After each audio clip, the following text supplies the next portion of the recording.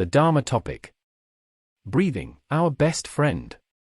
These days stress and pressure have become part and parcel of our lives, hence it is common for many to have psychological problems. This perpetual struggle to do things faster and better leads to not only stress but many health problems. When given a task we end up getting nervous, uncontrollably emotional, thus losing mindfulness. When we are emotionally upset, we lose control and is no longer mindful. Is there a way to overcome it? One easy way is doing breathing exercises or pranayama. Everyone must breathe. If we stop breathing, we will die. When we are very angry or nervous, our breathing is not the same as usual. We will notice that our breathing becomes more rapid. In fact, our breath is our best friend. When we cannot control our emotions and we feel nervous, our breath naturally becomes short and shallow. This is the way our best friend warns us not to let the situation affect us, for if we do, then we have failed. Many people do not know how to self-reflect. When they lose control, they start to put the blame on the people around them, situations and other matters but themselves. In fact, we have a choice whether to be influenced or not by these external factors. Hence, when we are out of control, do not blame others or other external factors. In Buddhism, the best way to deal with this is to develop mindfulness. What is mindfulness? Mindfulness is to live in the present moment, not dwelling in the past nor the future. To live in the present moment means not to think about whatever that had happened in the past, nor what would or might happen in future. Focus instead on the present moment. How to know whether we are thinking about the past or not? For example, if we had a disagreement with someone and it made us so upset until we were unable to sleep, then we are rather silly and we are not being mindful. We had allowed whatever that had happened affected us so much so we could not sleep. This is a good example of dwelling in the past. There are examples of delusions over the future, but it would not be discussed here. Why then is breathing our best friend? It is because breathing is in the present moment, and most importantly, the very moment we are affected by any incident it will send us a signal. The moment we are nervous it becomes very short and shallow. When we are very angry, we think that the person in front of us is very unreasonable. Children will say, in Hokkien, "I don't want to be friends with you anymore." But now that we have grown up, we are reluctant to say it directly, but think, "I am not with you." When emotions get out of hand, we would even resort to beating up the one we were angry with. After such an incident, some will regret. Those who feel regret is doing well and can be considered to be a post-realized person. One who realized only after reacting to the cause, but the realization came a bit late. Some people do not self-reflect after clashing with others. They sometimes even felt that they should hit harder or scolded more viciously instead.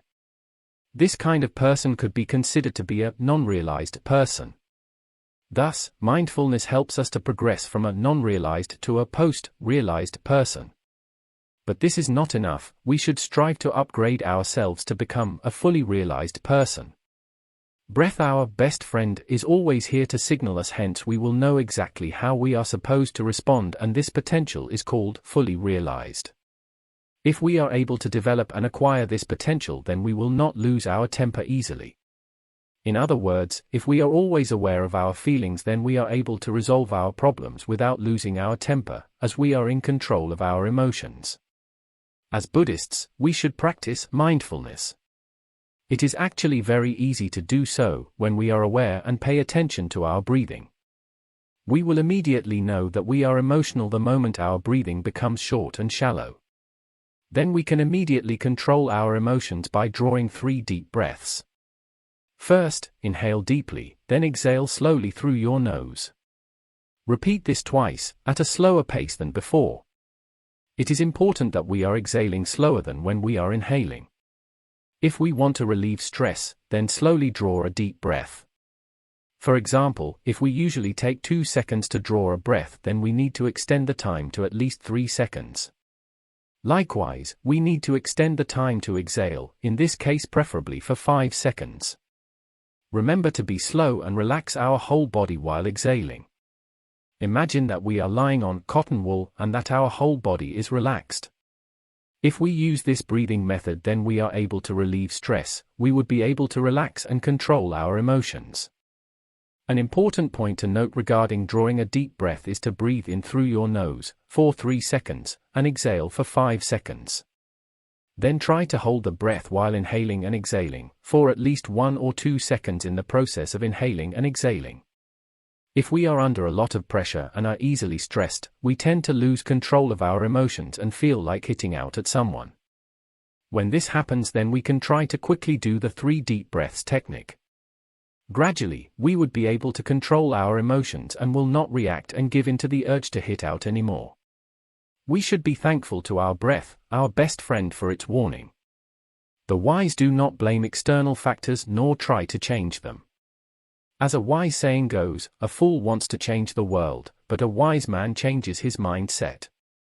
The foolish often think that they are right and others are wrong in everything. When we gather in a group or team, it is unavoidable to encounter conflicts as members have different personality traits. If we are wise, we will not try to change anyone who is not agreeable. It would be difficult if not impossible to change him. So, instead of trying to change that person, we should change ourselves instead. Mindfulness practice starts with the conditioning of the body. We begin with regulating our breathing, which is the first step to condition the body and eventually adjust our mindset. When we start to understand how to regulate our breathing, we are able to adjust our mindset.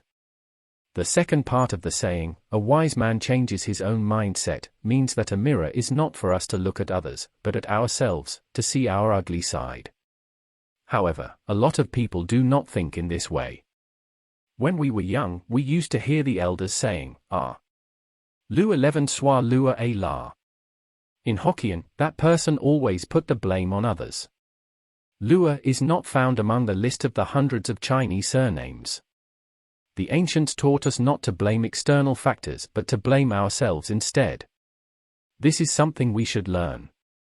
The Chinese culture is definitely influenced by Buddhist teachings. For instance, after understanding cause and effect, we tend to talk about yuan, in English, affinity, which is the most commonly used word in Chinese. In fact, the word yuan is derived from Buddhist teachings. The most basic teaching about yuan in Buddhism is found in the law of dependent origination, pratitya samutpada, Sanskrit. The arising and cessation of all dharmas are interdependent. When Sariputra and Maudgalyana were in search of enlightenment, they met Asvajit. Impressed by Asvajit's demeanor, they asked him who his teacher was. At that time, Asvajit had attained arahantship. However, he humbly replied that he was inexperienced. He later said, "My teacher is Sakyamuni Buddha. The Buddha's teaching is very profound, but I have not attained that level yet. I only know the law of cause and effect taught by the Buddha. It states that all phenomena arise due to causes or conditions." Later, the Chinese find that the word condition or affinity to be very useful. Everything is related to condition or affinity. For example, people who share similar conditions or affinity will get together, even though they may be 1,000 miles apart, whereas those without affinity would not become acquainted even when they meet each other. Therefore, the reason we meet today is definitely due to the cause planted many lifetimes ago. The Chinese said, to travel together in the same boat requires the affinity of 500 past lives. We are together today due to the affinities formed some 500 past lives. Some affinities are positive while others are negative. If our affinity is positive, we would feel that this person is easy to get along with. Therefore, we must adjust and adapt ourselves instead trying to change others to suit us, which is very difficult if not impossible. It is much easier to change ourselves, as it is merely a matter of changing our mindset or attitude towards that particular person. Each person has his own personality, thus his action is different from us. So, instead of disliking him, we should be fair and accept his thoughts and actions. Should there be a conflict of personalities, we would find him to be difficult to get along with, and vice versa. People with different personalities are as incompatible as that of water and oil. A wiser approach is to learn to adapt and accept others. We can be demanding on ourselves, but we cannot do so with others.